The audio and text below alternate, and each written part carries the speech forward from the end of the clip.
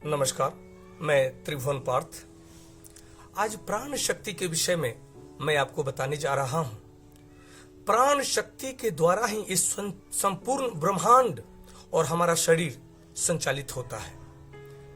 हमारे शरीर में 5 प्राण और 5 उपप्राण स्थित होते हैं और स्थित होकर के संपूर्ण शरीर में गतिशील होते हैं। इन 5 प्राणों के विषय में मैं आपको आज बताने जा रहा हूं।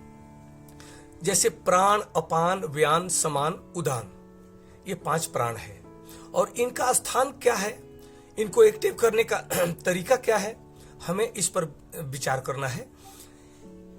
हमारे अंदर प्राण शक्ति अर्थात जो श्वसन क्रिया के माध्यम से हम प्राण लेते हैं और प्राण छोड़ते हैं, उसको प्राण शक्ति कहते हैं। जिसका स्थान है हमारे फेफड़े से नासिका तक का उसका स्थान है, जिसके द्वारा जीव, जिसको कहते हैं कि हम जीवन में जी रहे हैं। प्राण शक्ति के द्वारा ही जीवन प्राप्त होता है। प्राण अगर निकल गया तो जीवन समाप्त। उसी तरह से व्यान वायु का स्थान संपूर्ण शरीर में होता है और जितना भी शरीर का हलन चलन है वो सारा कर्मेंद्रियां और ज्ञानेंद्रियों का संचालन व्यान वायु करता है।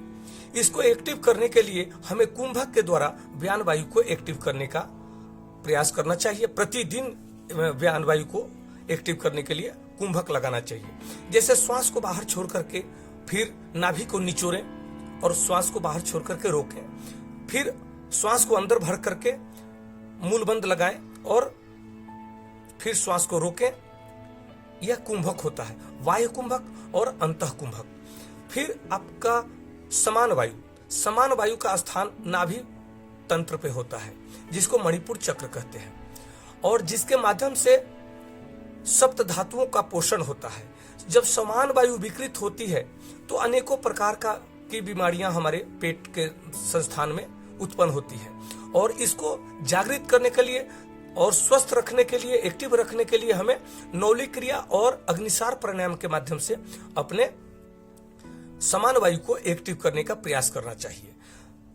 फिर अपान वायु का स्थान नाभि से नीचे पांव तक होता है, जिसको एक्टिव करने के लिए हमें जो हमारे मल मूत्र त्याग करने में ये हमारा एक्टिविटी करता है, जिसके द्वारा इसको एक्टिव करने के लिए हमें प्रतिदिन कपालभाति के माध्यम से हमें प्रतिदिन इसको एक्टिव करने का प्रयास करना चाहिए।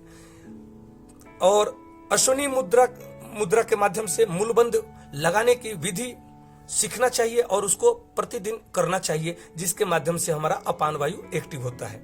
उदान वायु का स्थान कंठ से लेकर के स्नायु तंत्र तक होता है, जिसे एक्टिव करने के लिए जिसका कार्य है कि हमारे मन मस्तिष्क को एक्टिविटी प्रदान करना, संचालित करना और बालों से भी पतली से पतली नस नाड़ियां हैं, उसमें रक्त प्रवाह को एक्टिव करने का कार्य हमारा उदान वायु करता है।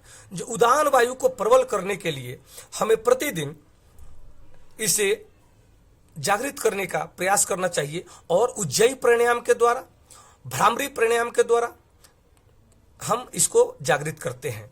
जब उदान वायु हमारा एक्टिव होता है तब पानी पर चलने की क्षमता जग जाती है, वायु में तैरने की क्षमता जग जाती है और बुरे कार्य करने वाले को यह अपान वायु जब जागृत होता है तब यह नीच योनि में दूसरा जन्म होता है। जिसका कर्म शुद्ध है, उन्नत है, उसे श्रेष्ठ योनि में, और जिसका कर्म न नीचे है न उच्च है, समान है, उसे मनुष्य योनि में ले जाने का कार्य भी उदान वायु का होता है।